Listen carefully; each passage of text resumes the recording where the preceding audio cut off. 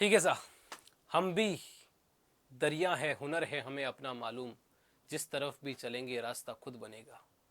ये देखिए सर, क्या सर आप भी जो है वो कुछ भी नया आ जाए सर, बढ़िया शायरी लेके और हमको तंग करने के लिए आए टीचर्स लोग जो है वो ऐसे वीडियो बनाते रहते हैं। मैं जनरली थोड़ा सा फिलोसोफर ज़रूर हूँ, लेकिन मैं थोड़ी प्रैक्टिकल बातें ही करता हूँ, है ना, जो रियल लाइफ में काम आ सके वही बातें करता हूँ मैं, जो वर्क करती है सच में। आज हम सीईटी के बारे में बात करेंगे बच्चों, पूरी डिटेलिंग के बारे में बात करेंगे। 11 जो 12th लेवल की लेवल है सीईटी का, वो ग्रेजुएशन लेवल की सीईटी, उसके में क्या डिफरेंस है उनके बारे में बात करेंगे बहुत अच्छी तरीके से। दूसरा, ये जो कंफ्यूजन है इनके बारे में बहुत अच्छी तरीके से बात करेंगे। हमारे क्या रोड मैप होना चाहिए और कैसे हम जो है वो किस दिशा में कम पढ़ाई करके भी हमारे ये क्वालिफाइंग मार्क्स स्कोर कर लें। ठीक है, और बहुत इंपॉर्टेंट एग्जाम है, आपको पता है लास्ट बार कब हुआ था, अब कब करा रहे हैं और क्यों इंपॉर्टेंट है आपको पता चल चुका होगा एलडीसी के फॉर्म भरते वक्त कि यार हम नहीं भर पा रहे, बाकी लोग क्यों भर पा रहे हैं। चलिए, पूरी इसके बारे में सारी की सारी जानकारी मैं आपको बताने वाला हूँ, क्या रणनीति है और हमें किस हिसाब से इसके बारे में सोचना चाहिए। सीईटी क्या है और क्यों अनिवार्य, क्यों है हमारे लिए, जरूरी क्यों है सर ये। देखो भैया, मैं आपसे ये बात कहता हूँ सर, हमें दो दो एग्जाम देने पड़ रहे हैं। सिर्फ एक पहले एक छोटा सा एग्जाम देना होता था एक छोटी सी परीक्षा के लिए, अब उस भर्ती के लिए हमको दो दो एग्जाम देने पड़ेंगे। ये क्या बात हुई, कोई बहुत बड़े अधिकारी लेवल की भर्ती है नहीं, हर एग्जाम के लिए दो दो एग्जाम देने पड़ रहे हैं। ये कॉमन एलिजिबिलिटी टेस्ट जो है हमारे पास, कॉमन मतलब सबके लिए सामान्य, ये मतलब कि कॉमन है, ये एग्जाम तो देना ही पड़ेगा, उसके बाद आप सारे एग्जाम दे सकते हो, मतलब एलिजिबिलिटी टेस्ट है। और ये आपसे फायदा क्या हो रहा है आपको ये एग्जाम देने का, ये कंडक्ट कराने का।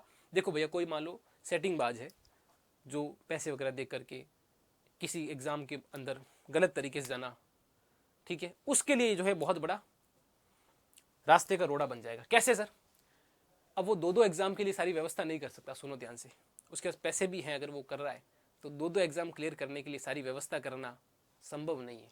अगर वो एक एग्जाम को पास करता है, कोई जरूरी नहीं कि नेक्स्ट एग्जाम के लिए वो उसके लिए वो सारी व्यवस्था है उसके पास हो पाएगी कि नहीं हो पाएगी। समझो मेरी बात को, मैं क्या कहना चाह रहा हूँ। तो हम जैसे मेहनत करने वाले स्टूडेंट के लिए ये बहुत अच्छा सही कदम है कि दो एग्जाम हो। हमारा क्या जा रहा है यार, एक संडे को जाना है, एक्स्ट्रा जाना है हमको, और एक संडे के दिन जाकर एग्जाम दे के आना है। क्या हो गया, एक संडे हमने थोड़ा इंजॉय नहीं किया, टीवी नहीं देखा, रेस्ट नहीं किया। मेहनत करनी पड़ेगी थोड़ी सी, तो हमारा फायदा ही हो रहा है। बाकी तैयारी तो हम उस एग्जाम की कर ही रहे हैं जो हमको एग्जाम निकालना है। 26 के अंदर गेम चेंजिंग क्या होने वाला, देखो न्यूनतम आपको 40% ही लाने हैं, कैटेगरी के हैं तो आपको 5% की छूट है, 35% लाने हैं। मतलब कि ये सर यहाँ पर 300 क्या लिखा है, ये इसको छोड़ दो, इतना समझो अभी कि 40% लाने। अगर मान लो 100 क्वेश्चन है तो 40 क्वेश्चन सही होने चाहिए। इसकी वैलिडिटी कब तक रहेगी सर, कम से कम 2 साल। मान लो एग्जाम करवाती नहीं है राजस्थान एग्जाम, एक बार करा दिया फिर वो आराम से मौज करती है। अभी आपको पता ही है 2 साल से ऊपर हो गए लास्ट सीईटी को, हम दे ही नहीं पा रहे आप जैसे लोग। नेगेटिव मार्किंग, पहले इसको 60 कर रहे थे लेकिन 60 नहीं किया, उसकी जगह क्या लगा दिया 1/3 नेगेटिव मार्किंग। बहुत अच्छी नेगेटिव मार्किंग होती है, तो जो आ रहा है वही करना है हमें। अगर 50 क्वेश्चन सही आ रहे हैं तो 50 को अच्छे से अटेम्प्ट करिए, 60 आ रहे हैं तो 60 को अच्छे से अटेम्प्ट करिए, बाकी छोड़ दीजिए, कोई बात नहीं। आपका लक्ष्य क्या है, सीधी सी बात है। अगर 12th लेवल पर और ग्रेजुएशन लेवल पर आप जिसकी तैयारी कर रहे हैं उसकी तैयारी करते रहिए, तो सर अलग से सीईटी की करेंगे क्या, नहीं। सबसे पहले इसके पैटर्न को समझिए कि इसका डीएनए क्या है। मतलब टोटल आपके 150 क्वेश्चन आएंगे, टोटल 150 क्वेश्चन आएंगे, बताऊंगा कौन से आने वाले हैं। एक क्वेश्चन के 2 नंबर, तो 300 नंबर का पूरा पेपर होगा। 3 घंटे की अवधि, यानी कि हमारे पास हमको कितने मिनट मिलेंगे, हमारे पास 180 मिनट मिलेंगे, उसमें 150 क्वेश्चन कंप्लीट करने, ओएमआर फिल करनी पड़ेगी। ठीक है सर, काम की बातें करते हैं।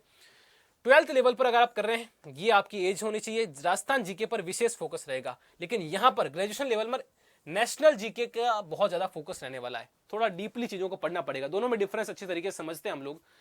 देखिए, स्नातक स्तर पर राष्ट्रीय लेवल के आंदोलन है, विस्तृत भारत की राजनीति, उसकी अर्थव्यवस्था, इकोनॉमी और उसके जियोग्राफी को थोड़ा ग्रेजुएशन वाले बच्चों को थोड़ा अच्छा पढ़ना पड़ेगा। अगर 12वीं स्तर पर हैं आप, तो वहां पर आप फोकस करिए राजस्थान इतिहास, बेसिक जो भी जीके हैं, नॉर्मल विज्ञान पर, और सामान्य हिंदी, इंग्लिश और कुछ बेसिक मैथ और बेसिक कंप्यूटर। देखो ये जो सब्जेक्ट ना, ये वाले राजस्थान हिस्ट्री और इनको छोड़िए। राजस्थान जीके आपका, राजस्थान जो जीके आपका है, राजस्थान जी की, ये तो आपका हर एग्जाम में कॉमन है, तो ये तो बहुत अच्छी तरीके से आपको कर लेना है, डीपली करना है इनको बहुत अच्छी तरीके से। लेकिन ये जो चीज मैंने बताई आपको, ये आपको बेसिक तैयार करना है। इसका क्या तैयार करना है, आपको बेसिक तैयार करना है। जो कि नॉर्मल है, संधि आपको पता होना चाहिए, तो उसके एक एक घंटे की वीडियो बहुत सारे अवेलेबल है, अभी हमारे सर करवा भी रहे हैं लगातार। तो वो आप आराम से जो है उसकी छोटी छोटी नोट्स बनाइए, बुकलेट बनाइए, 10 पेज, 15 पेज, 20 पेज के अंदर उन टॉपिक्स को अच्छे से कवर कर लीजिए जो बेसिक आपकी जानकारी के लिए जरूरी है। मान लो आप एसआई की तैयारी करें तो ऑब्वियसली आपको हिंदी बहुत अच्छी तरीके से तैयार करनी पड़ेगी, वो तो आपका मेन जो है सब्जेक्ट में आ गया। लेकिन आप अगर नॉर्मल एग्जाम्स राजस्थान की जो भी तैयारी कर रहे हैं तो उसमें आपको पता है कि हिंदी बहुत कम एग्जाम में पूछी जाती है, कहीं पर होती है तो कम होती है और बेसिक होती है, तो वो बेसिक तैयार करिए। बट इनको history, art and culture, geography Rajasthan का, उसको डीपली तैयार करिए, अच्छे से नोट्स बनाइए, वो आपका सिलेक्शन पहले डिटरमाइन करेगा, डिसाइड करेगा। देखो मैं आपको एग्जाम्पल के थ्रू समझाता हूं। दीन ए इलाही अगर मान लो 12th लेवल का है तो नॉर्मली क्या क्वेश्चन पूछेगा, दीन ए इलाही किसने बनाई, किसने शुरू किया था रूल, अकबर ने।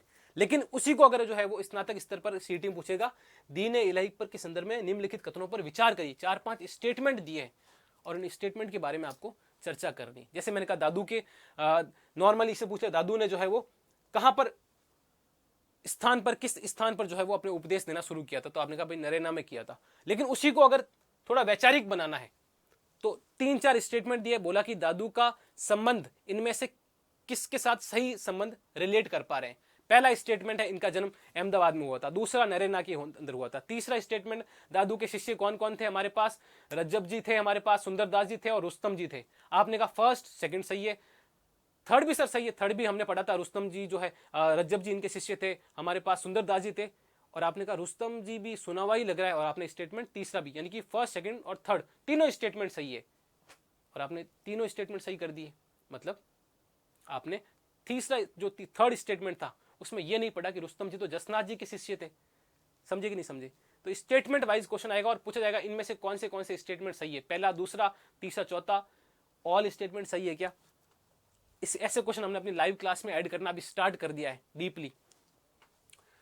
देखिए रोड मैप बनाइए इसका अच्छे से, आपको ज्यादा फोकस जो है रैंक निर्धारण यहां से होगा आपका, क्योंकि आपको ये चीज बेसिक होगी तो ये आपके हर एग्जाम में कॉमन है, तो इनको बहुत अच्छी तरीके से डीपली नोट्स बनाकर तैयार कर दीजिए। उसके बाद क्या करिए, इनके शॉर्टली टॉपिक्स जो कॉमन होते हैं एग्जाम के अंदर, सारे नहीं, जो कॉमन टॉपिक होते हैं उनको आप शॉर्ट रूप में बनाइए, डीपली पढ़ने की जरूरत नहीं है। आपका मेन एग्जाम है, आप एसआई की तैयारी करो तो हिंदी आपको डीपली पढ़नी पड़ेगी ऑब्वियसली, बट आप नॉर्मल एग्जाम्स की जो भी तैयारी कर रहे हैं एलडीसी वगैरह, उसके अंदर किस लेवल की करनी है आपको, जहां पर हिंदी नॉर्मल आती है तो उसी प्रकार की करनी है, लेकिन डीपली क्वेश्चन इनके ज्यादा आएंगे। चलिए फॉर्म भरने का तरीका देखिए, सबसे पहले आपको एसएसओ आईडी बना लीजिए फटाफट से। एसएसओ आईडी अगर बना लिए तो आपका वन टाइम रजिस्ट्रेशन होगा, यानी आपकी सारी जो इंफॉर्मेशन है एक बार में, यानी कि आपका जन्म से लगाकर आधार कार्ड, 10th 12th, ये सारी की सारी आपकी कहां पर एक बार, वहां पर जो है एक बार जो है सरकारी कागजों में जो है ऑनलाइन वहां पर फिल हो जाएगी, ये वन टाइम रजिस्ट्रेशन आपका हो जाएगा। यानी अब आपको अगर वन टाइम रजिस्ट्रेशन वहां पर सरकार की जो है वेबसाइट पर हो चुका है तो मतलब आपकी सारी की सारी इंफॉर्मेशन उनके पास जा चुकी है।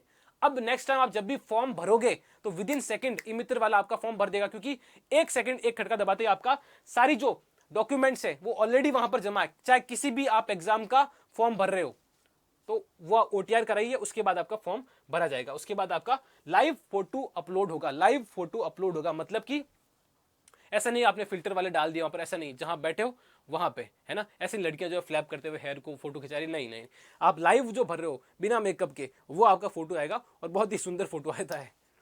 ठीक है, ओटीआर में भरी गई जानकारी जो भी है वो बदलाव संभव नहीं है, तो बहुत अच्छी तरीके से चेक करके 2 बार उसको अच्छे से भरना है। लास्ट देखिए हम लोग, हाँ अपना टारगेट ऐसा नहीं कि सर हमारे पास देखो 300 नंबर का है, हमारे पास है पेपर है, तो ऐसा नहीं कि सर इसका 40% कितना होता है, 120 ही होता है, ऐसा नहीं कि 120 का ही टारगेट आराम से लेके आ जाएगा, नहीं, टारगेट अच्छा रखिए। हम कोशिश ये करिए कम से कम 250 मार्क्स लेके आए, आप 200 मार्क्स लेके आए, टारगेट अच्छा रखिए उसको, क्योंकि अल्टीमेटली हमें मेन एग्जाम की तैयारी करनी है, सिर्फ सीटी थोड़ी निकालना है। कंपटीशन अच्छा होगा, ठीक है, इसके अंदर स्कोर अच्छा करने का प्रयास करिए। सुरक्षित स्कोर 12वीं लेवल पर कंपटीशन ज्यादा होगा, बट कोई बात नहीं, हमें क्वालिफाई करना है। वैचारिक स्पष्टता बनाइए, कॉन्सेप्ट को पढ़िए, मैंने कहा ना स्टेटमेंट वाले क्वेश्चन को अच्छे करने का प्रयास करिए। मॉक टेस्ट देंगे तभी वो बार बार क्वेश्चन लगाने से चीजें हल होगी, और रेगुलर रिवीजन जो है इंपॉर्टेंट है। सबसे इंपॉर्टेंट बात देखो, रिवीजन ऐसा नहीं कि यार मैं तो सर पूरा कोर्स पहले कंप्लीट करूंगा उसके बाद ही रिवीजन करूंगा, ऐसा कभी नहीं होता है। कोर्स कभी कंप्लीट पूरा नहीं होता, ये बात ध्यान रखना। रेगुलर रिवीजन करते रहिए, वीकली रिवीजन करिए, मंथली रिवीजन करिए। करंट अफेयर पढ़ने की आदत डालिए। अगर न्यूज़पेपर पढ़ते हो अच्छी बात है, नहीं तो मंथली वीकली जिसकी बुकलेट आती है डाउनलोड करिए, उसको पढ़ना स्टार्ट करिए रेगुलरली। करंट अफेयर का महत्व बढ़ता ही जा रहा है। चलिए ग्रेजुएशन सीईटी में इंडिया जीके को ज़्यादा आएगा। गणित रीजनिंग को अच्छा करिए, बेसिक तो कम से कम कर ही लीजिए, तो आपकी लाइफ में भी काम आएगी। ठीक है सर, इंतज़ार मत करिए, इंतज़ार ये मत करिए भैया। आप लोग लगातार तैयारी करना स्टार्ट कर दिए, भर्तियां तो आएगी और सीईटी होनी ही, हमें पता है सर, 2 नहीं तो 4 महीने बाद होगी, और तो क्या होगा।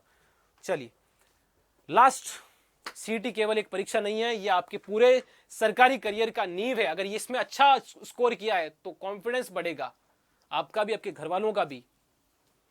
आगे की राह जो है वो आसान होगी आपके लिए।